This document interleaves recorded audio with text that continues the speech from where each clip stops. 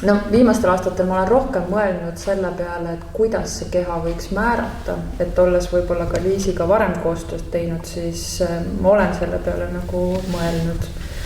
Aga igapäevaselt töötades maalikunstnikuna tegelikult ma tajun, et ta päris palju määrab, aga ma arvan, et hoopis teisiti kui näiteks tantsuga võrreldes siis või tants kui meedium. Mul puudub nagu võrdlus niimoodi liikujana, aga samas ma olen ikkagi ka liikuja oma ateljees enda maali ees, et ta justkui määrab ikkagi päris palju. Et mõni päev ma saan nagu paremini liikuda oma maali ees ja mul on nagu mingid konkreetsed rütmid, mida ma pean iga päev väga pikalt nagu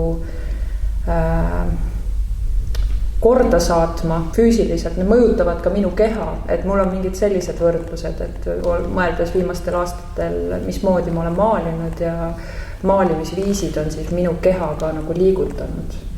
Et see on nagu võib-olla kõige lähedasem selline kehalisusele.